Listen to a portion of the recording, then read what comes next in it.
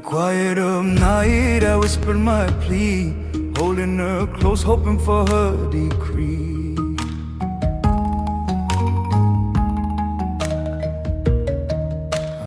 This pattern remembers my grandmother.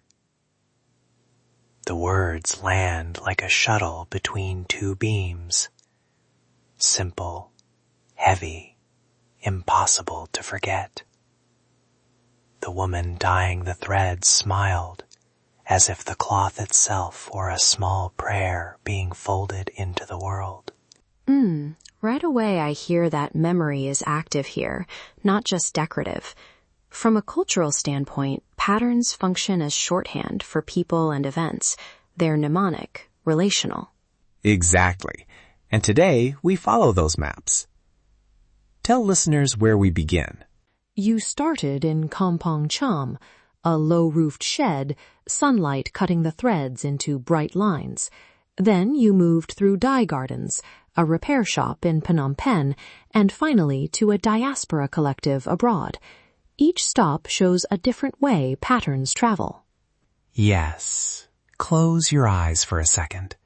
Shuttle clacking, the smell of simmering leaves, a woman humming as she ties bundles. Those little knots are how a motif is born. Quick context. Ikat, here often called sampot hole when made into the traditional tube skirt, is a resist dye technique. The pattern exists on thread before the fabric does, so the making is as much planning as it is improvisation. So they tie, dye, sometimes retie, then weave. It's like writing a story, one knot at a time. And when a woman told me that, she leaned on the loom like she was reading a line from memory. Tell me about one of those stories you recorded. She pointed to a repeating diamond and a checked border. The diamond, she said, was her grandmother's braid. The checks signaled a wet season wedding. When her daughter leaves, she told me, the cloth carries the family. People reading the pattern understand her place at a glance. That's why provenance matters. When a piece is sold without its story, its social function flattens into decoration, and buyers lose the code that links cloth to life. I don't disagree, but I want to push back gently. Some weavers, especially younger makers, mix old motifs with new shapes to keep ikat marketable. It's survival and creativity at once. Wait, mixing to survive is understandable, but at what point does market demand start to rewrite the family code? When does a new motif become a new memory? And when is meaning being erased for a price tag? Good. That tension is at the heart of what we saw. In some villages, hybrid patterns became accepted story keepers. In others, shops stripped context to sell faster. The difference often came down to whether the maker's name and origin were preserved. So transparency is the fix. Ask, who wove this? Where? What does the motif mean? That simple practice nudges markets toward lineage and labor value, not only aesthetics. Back in the dye garden, a woman lifted a skein from a pot, and the color opened like a name being spoken. River brown, leaf green, iron dark. She called shades by relatives and places. The color itself was shorthand for memory. Technically, dye choices change texture and longevity. Conservators told us to avoid bleach, to use cold water and gentle soap, and to store ikat in acid-free tissue. And please, note maker, village, and any repairs. That label matters. We also visited a repair atelier in Phnom Penh, where an older man mended ceremonial cloth as though he were setting a broken family ritual right again. We repair because cloth is family, he said, and that stuck with me. He insisted on a verbal provenance note before repairing, who owned it, what it's for.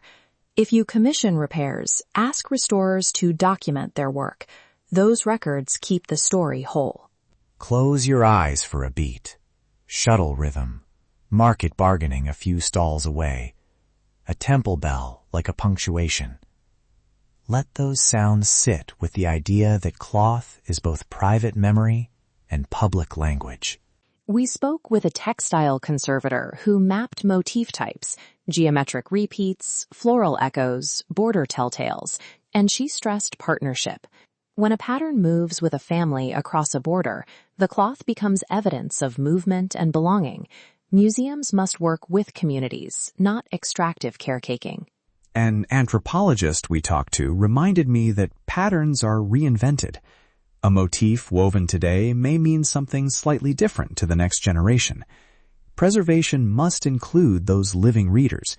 Otherwise, we fossilize what was meant to evolve. Okay, concrete takeaways, short and usable. 1.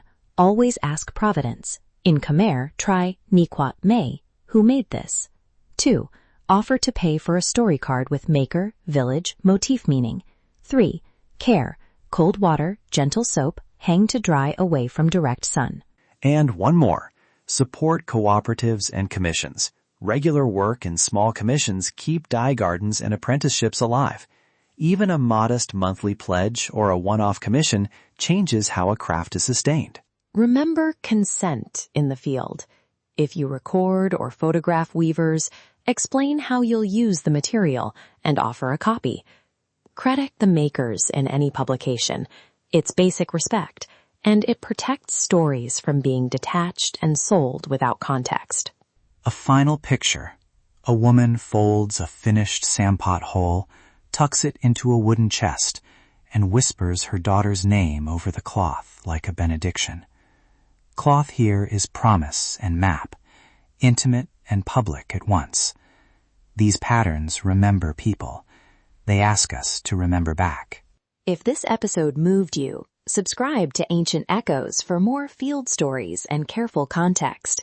Visit the show notes for transcripts, sourcing, and a phrase sheet for respectful market questions in Khmer. And if you share an image or story, please name the weavers. Credit keeps memory alive. Quiet stones, loud stories. Walk the temples with me. Hear Cambodia's heartbeat. Thank you to the weavers, conservators, and communities who trusted us with their voices. Samnang Bradley, signing off.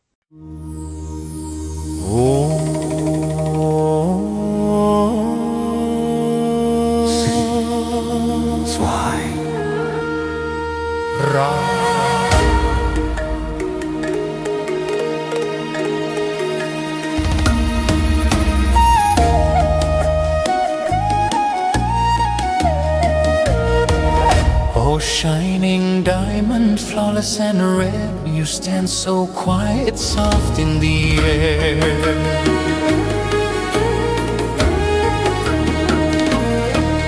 I dared not to rush you, feared you'd flee.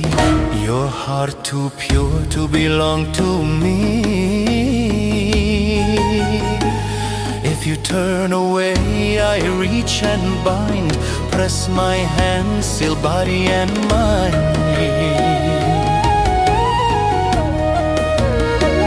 Your brows I trace, your breath I steal. This mark I place is dark and real. From this moment break and fall, hear the spell, obey the call.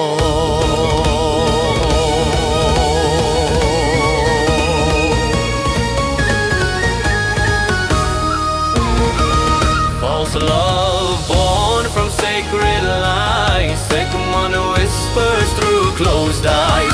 Follow me, don't fight, don't run, your soul is caught, my work is done. Empty will, your light undone, under spell, under Sigmund.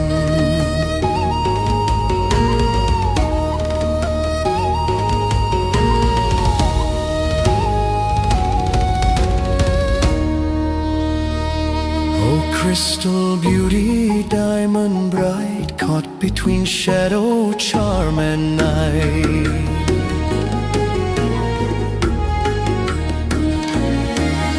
Time won't save you, truth it won't last. This vow is carved, the line is cast. My words are smoke, my touch is fire. I bend your heart to dark desire.